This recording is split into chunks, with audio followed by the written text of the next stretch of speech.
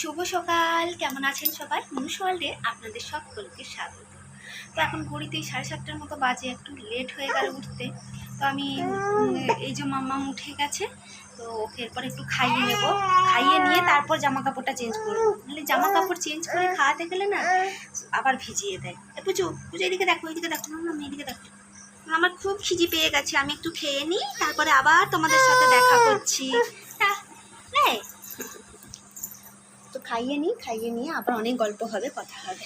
এই যে মেয়ের খাবার রেডি হয়ে গেছে, তো একটুখানি ঠান্ডা করে নিচ্ছিলাম। জলটা ভীষণ গরম ছিল, তো গরম খাওয়ালে তোর মুখটা পুড়ে যাবে, ওই জন্য একটু ভালো করে নাড়াচাড়া করে নিলাম। তারপরে দেখে নিলাম ঠান্ডা হয়েছে কিনা, হাতে একটু ফেলে।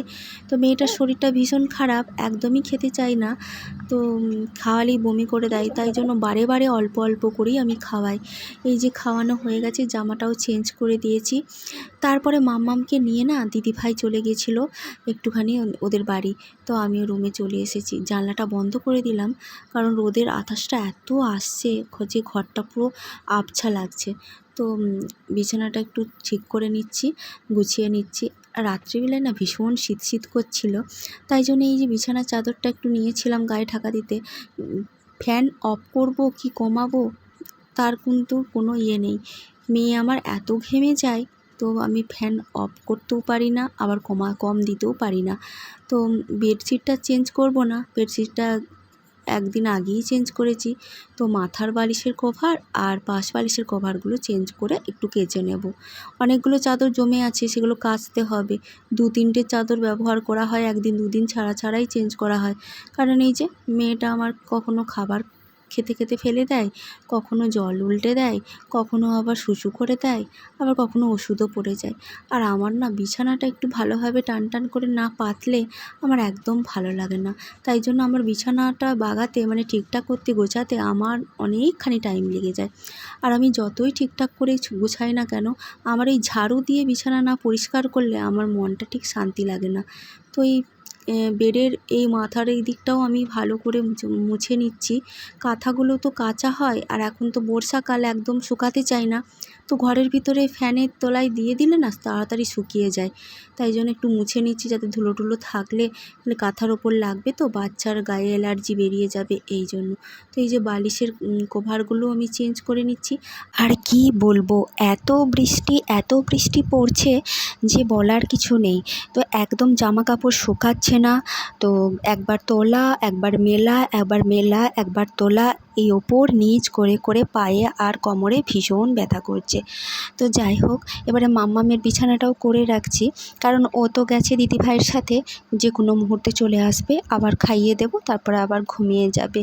তো ও না থাকলে না আমার না তাড়াতাড়ি করেই সব কাজ হয়ে যায়। তারপরে চলে আসলাম রুমে, একটু ঝাড়ু মোছা করে দিচ্ছি, কারণ ও না থাকলে আমার সব কাজ ভালোভাবে হয়ে যায়। 1 ঘন্টা যদি আমি ওকে কারোর কাছে দিতে পারি তাহলে আমার ভীষণ ভালো হয়, কিন্তু মেয়েটা আমার একদম থাকতে চায় না। একদম মা সবসময় আমার দিকে তাকিয়ে থাকে। বাবা মামুনির কাছে থাকবে, এই বাড়িতে এলে থাকবে, কিন্তু ওদের বাড়িতে গেলেও থাকবে না, ওদের কাছেও থাকবে না।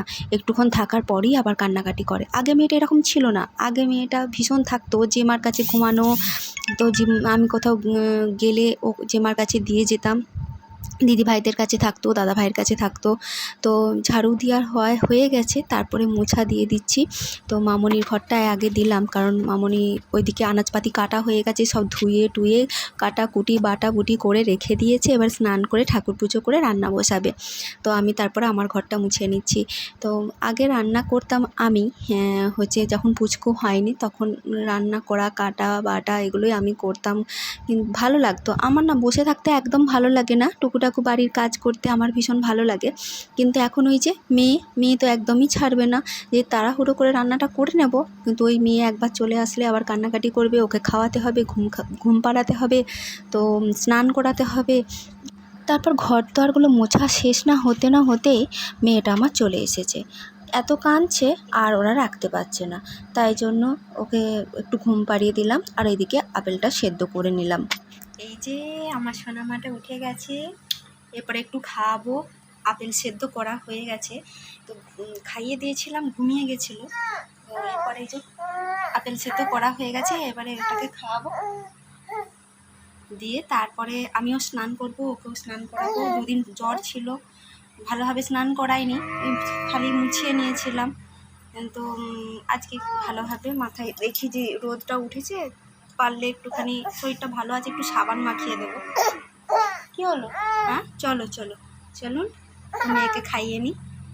আর এই যে এইদিকে অ্যাপেলটা আগে থেকে সেদ্ধ করে রেখেছিলাম, মেয়েটা ঘুমাচ্ছিল দেখে, তো মেয়ে এরপরে উঠে গেছে। এরপরে তো খাওয়াতে হবে, অনেকটা দেরি হয়ে গেছে, 10:30টার মতন বেজে গেছে। আমি 10টার সময় ওকে এটা খাওয়াই। তো আমার মেয়ের চোখে একদমই ঘুম নেই, ওই খুব জোর হলে 15 মিনিট, 20 মিনিট, 10 মিনিট, তাহলে এতে কী করে কাজ হয় বলুন তো? আমার স্নানটাও ঠিক টাইম হয় না, খাওয়া দাওয়া ঠিক টাইম হয় না, আর ওকেও ঠিক টাইমে আমি খাওয়াতে স্নান করাতে আমার একটু লেট হয়ে যায়। তো এই যে এখন না আমি এই হাত দিয়েই মাখছি, কেননা আমি খাওয়ানোর আগে এই যে আমার ডান হাতে যে আংটিগুলো পরে থাকি সেগুলোকে খুলে নিয়ে হাতটাকে ভালো করে হ্যান্ড ওয়াশ দিয়ে ধুয়ে নিয়ে তারপরে ওই ছাঁকনির সাহায্যে আমি হাতে করে ওটাকে ম্যাশ করে নিই। তো তারপর ওকে খাওয়ানোর আগে তো আমি অনেকদিন আগেই একটা ভিডিওতে বলেছিলাম একটুখানি ফল খাওয়ানোর আগে জলটা আমি ওকে খাইয়ে নিই। হ্যাঁ, তো এরপরে এই যে এই আপেল সেদ্ধটা খাওয়াবো। আমার মেয়েটা না বসে একদম খেতে পারে না, মুখ দিয়ে বের করে ফেলে। তো আমি চেষ্টা করি খাওয়ানোর, তো মুখ দিয়ে বের করে দেয় বলে না আমি ওকে কোলের মধ্যে শুইয়ে রেখে খাওয়াই। এরপর আমি ওকে স্নানটা করিয়ে নেবো খাওয়াটা হয়ে গেলে। তো তারপরে এই যে স্নান করিয়ে নিলাম। এই যে এত বড় গামলাতে আমার মেয়ে স্নান করে, দেখুন আমার মেয়েকে দেখতেই পাওয়া যাচ্ছে না, অথচ আমার বাপের বাড়িতে গেলে ওই ছোটোবেলাকার ছোট্ট গামলিটাতে কি আর ওর হয় বলুন তো? তো এই যে ভেবেছিলাম একটুখানি শ্যাম্পু করাবো কি সাবান মাখাবো, অনেক দিন মাখানো হয়নি। তো এই বৃষ্টির কারণে, এই ওয়েদারের কারণে, তারপরে তো এই তো জ্বর থেকে 2 দিন হলো উঠেছে, তো ওই জন্য আমি না শুধু তেল মাখিয়েই স্নান করিয়ে নিলাম। তারপরে এই যে ভালোভাবে মুছিয়ে নিচ্ছি। আর আমার মেয়েটা এমন কাঁদে না ওই গামলা থেকে তুলে দিলে। তারপর আমি ওকে নিয়েই একটুখানি ছাদে গেছিলাম। ছাদেতে জামা কাপড়গুলো মেলা আছে, এখন তো উল্টাতে পাল্টাতে হচ্ছে, কারণ তা না হলে শুকাতে চাইছে না। যে একটুখানি হালকা রোদ উঠেছিল, এই জন্য আমি ওকে নিচেতে কোথায় রেখে যাব, মামুনি গেছিলো একটুখানি কাজে, তো ছিল না, তাই জন্য আমি আসলাম ওকে নিয়ে এক হাতে করেই উল্টাচ্ছিলাম। কেচে দিয়েছিলাম এক ছাদ, তারপরে নিচেতেও আরও অনেক তার টাঙানো আছে, সেখানেতে দেওয়া আছে। তো এই যে মেয়েটার মাথা চুলটাও একটুখানি শুকিয়ে যাবে, ওই জন্য বললাম চলো ছাদে গিয়ে জামা কাপড়গুলো উল্টে দিয়ে আসি, আর তোমার চুলটাও তা করতে শুকিয়ে যাবে। আর এই যে ওকে মানে স্নানটা করানো হয়ে গেলে মেয়েটা আমার এমন ঘুমানোর জন্য করবে, মনে হবে যেন ভীষণ ঘুমাবে। হ্যাঁ, তো 4 ঘন্টা 5 ঘন্টা বোধহয় ঘুমাবে, কিন্তু দেখি ঠিক 10টা মিনিট হলেই যে চোখ লোকড়াচ্ছে, দেখুন না, 10টা মিনিট যাবে না আমার মেয়েটা উঠে যাবে। তো আমার উল্টানো হয়ে গেছে, চলুন এবার নিচে যাই। তারপর আমি একটু কাজ পড়ে গেছিলো, আমাকে একবার যেতে হয়েছিল সেন্টারে দিদিমণি ফোন করেছিলেন, তো মেয়েরই কিছু ব্যাপারে। তো ওখান থেকে এসে খাবার টাবার রেডি করে নিয়েছি, যে 12টার মতো বাজে, আমার এখনও স্নান হয়নি। তারপর আবার মেয়েটার খিদেও পেয়ে গেছে, আবার ঘুমও পেয়ে গেছে, চিৎকার করছে। এই যে একটু ভাতটা মেখে নিয়েছি, এর মধ্যে একটু সবজি দিয়েছি, কুমড়ো, মিষ্টি আলু, ডাল, আর আজকে দিয়েছে একটুখানি ডিম। তো এই ডিমের মানে অর্ধেকটা কুসুম দিয়েছিলাম, আমি সাদা অংশটা দিইনি, কুসুমটা একটুখানি দিয়েছিলাম। মেয়েটা একদম খেতে চাইছে না। তারপর আমি স্নান টান করে চলে আসলাম, তারপরে আমার খাওয়া দাওয়া হয়ে গিয়েছিলো, আর মেয়েটা ছিল বাবার কাছে। তো তারপর আমরা একটু আম কেটেছিলাম, আর আমার মেয়েটা তো ভীষণ আম ভালোবাসে, তো আমটা এখন দিতে ভয় করছে, যে মেয়েটার শরীরটাও খারাপ ছিল, তারপর বমি টমি করছিল, কিন্তু এত মনটা খারাপ লাগলো যে আমার মেয়েটা আম খেতে এত ভালোবাসে, একটু দেবো না, তাই জন্য একটু ওর মুখের সামনে ধরেছিলাম, একটু চেটে খেলো, চুষে।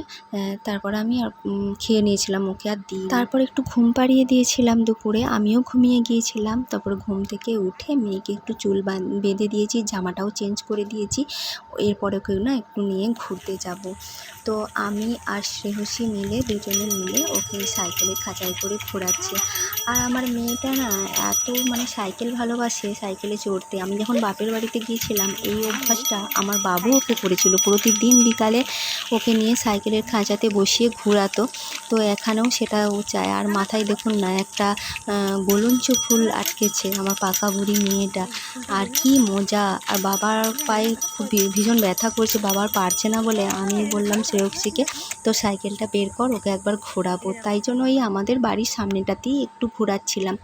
তারপর এই সন্ধ্যার দিকে একটু সন্ধ্যা হয়েছে, একটা টিয়া পাখি উড়ে এসে আমাদের এই যে সবজির এই ইয়েটাতে বসেছে, সবজির মাচাতে বসেছে। দিদিভাই তখন বলছে একটা দাদাকে, এই যে এখানে একটা টিয়া পাখি বসেছে দেখো। মামুনি বলছে এই দুপুর থেকেই নাকি এই টিয়া পাখিটা এখানেই রয়েছে, এটা কারোর বাড়ির টিয়া পাখি উড়ে চলে এসেছে, মানে ওই দাদাদের পাড়ারই একজনের, মানে দাদা বলতে হচ্ছে আমাদের বাবার সাথে কাজ করেন, বাবাকে কাজে সাহায্য করেন, আমাদের ঘরের মেম্বারই বলতে গেলে চলে।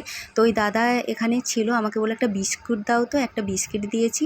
তো বিস্কুটটা খাচ্ছে, হাতে করে পায়ে করে ধরেছে আর ঠোঁট দিয়ে কামড়ে কামড়ে খাচ্ছে। আর দাদা একটা জাল নিয়ে ওকে ধরার জন্য গেছে, কিন্তু ও না একবার এদিক একবার ওদিক। আর আমার মেয়েটা প্রথমে দেখতে পায়নি, তারপরে দেখতে পেয়ে এত হাসছে, এত চিৎকার করছে। কিন্তু পাখিটাকে যদি না ধরতে পারা যায় তো নিচেতে থাকলে ওকে বিড়ালে টিড়ালে খেয়ে নেবে। এই যে আবার এদিকটা দিয়ে চলে এসেছে। তো দাদা ভাই আবার একটা জাল নিয়ে গিয়ে ছুঁড়ে ধরার চেষ্টা করলো, কিন্তু কিছুতেই ধরতে পারলো না। নিচের দিকে নামতে পারবে না, আপনি ওপর দিয়ে ওইটা ওপর দিয়ে দিয়ে দিন।